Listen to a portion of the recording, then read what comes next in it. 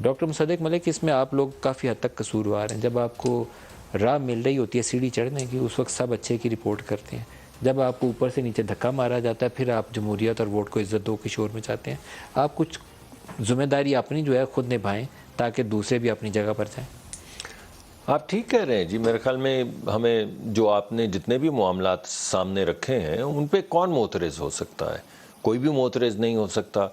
یہ لگائی بجھائی جو ہوتی ہے اس پہ بھی کون معترض ہو سکتا ہے؟ یعنی یہ جو نئے chief of the army staff کو ملائن کرنے کی پوری کیمپین چلی تھی ان کی اپوائنٹمنٹ سے آخری پہلے 48 گھنٹے تک پوری کوشش تھی کہ وہ آرمی چیف نہ ناٹ لگیں. اونلی دیٹ، میرے ساتھ پروگرام میں ایک صاحب نے تقریباً نام لے کے کہا تھا کہ یہ تو کنٹروورشل ہے، ان کو تو ہم کنٹروورشل کر دیں گے. کنٹروورشل ہیں، کنٹروورشل کر دیں گے جب اس حد تک سیاست بھی انٹرفیئر اداروں میں کرنا، اداروں کی انٹرفیئرنس تو آپ نے بتائی ہے، تو پھر پرابلمس تو کریٹ ہوتی ہیں.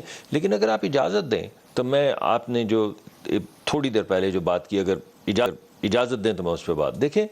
آپ نے پوچھا کہ کیا ہمارے پاس ایسی چیز ہے ہم قابو پا لیں گے اس موجودہ معاشی صورتحال پہ؟ جی بالکل پا لیں گے، مجھے کافی امید ہے. کیا ہمارے پاس کوئی طریقہ کار ہے؟ بالکل ہمارے پاس طریقہ کار ہے. اتنا بڑا ڈیٹ لینے کے باوجود کیا کوئی ہمارے پاس طریقہ کار ہے؟ بالکل طریقہ کار ہے. ڈیٹ کا جواب کیا ہوتا ہے؟ ڈیٹ کا جواب ایکوٹی ہوتا ہے نا. جب آپ نے اگر قرضہ نہیں لینا تو انویسٹمنٹ کریں گے نا بھائی. اگر آپ نے دکان چلانی ہے اور آپ کو پیسے چاہیے اور قرضہ نہیں لینا ہے تو پھر کسی کو انویسٹمنٹ کرنی ہوگی. یہ جو آپ کے سامنے طریقہ کار ابھی لایا گیا ہے یہ SIFC کے حوالے سے، وہ کیا ہے؟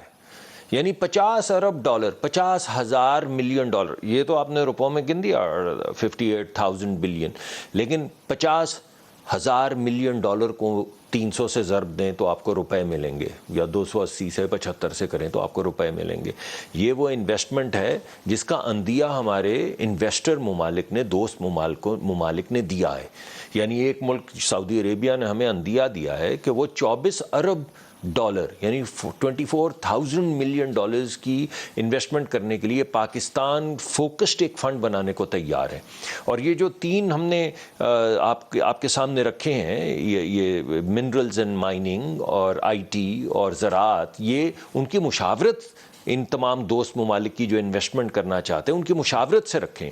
ایک اور ہمارا دوست ملک UAE جو ہے اس نے عندیہ دیا ہے کہ وہ 22 ارب ڈالر، 22,000 ملین ڈالر کی انویسٹمنٹ کرنے کو تیار ہے. میں خود اس وقت فائنل سٹیجز پہ نیگوشیٹ کر رہا ہوں ایک مشرق وسطیٰ کے ملک کے ساتھ 14,000 ملین ڈالر کی، 10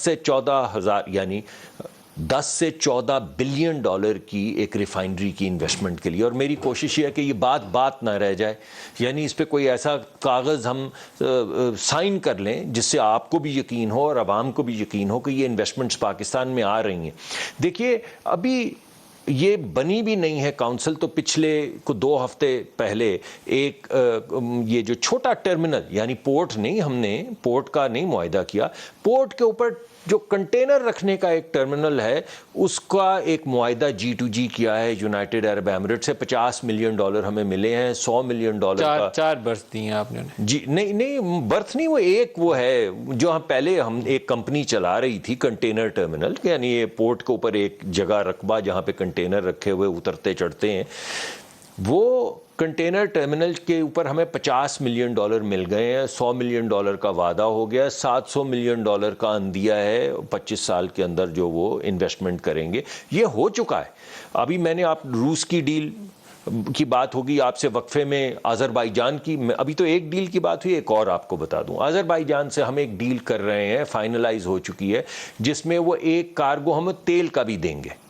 اس کے علاوہ یونائٹڈ عرب ایمریٹ سے ایک ڈیل ہے جو اگلے جانے سے پہلے ہم سائن کریں گے، جس میں 2 کارگو وہ پیٹرولیم کے ہمیں G2G پہ دیں گے، یعنی ڈسکاؤنٹڈ پریمیم پہ، آذربائیجان بھی اور یونائٹڈ عرب ایمریٹس بھی. یہ ڈیلز ہو رہی ہیں. اس والے حصے کو چھوڑوں گا کیونکہ وہ جو 100 کار کا جو LNG والا ایشو ہے وہ آپ سے ڈیٹیل ڈسکس جب آپ کہیں گے، میں اس کو 1-2 روز بعد میں نے آپ کو بولا کہ میں آپ کے سامنے تھریڈ بیئر اس کے لیے حاضر ہوں. لیکن میں یہ کہوں گا کہ دیکھیے ان چیزوں میں صرف یہ کہ ان چیزوں سے کچھ امید تو جھلکتی ہے نا، کچھ امید بھی اب ہمیں ریلائز ہونا چاہیے. جو کہہ رہے ہیں ریلائز ہونا چاہیے، ٹرانسلیٹ ہونا چاہیے.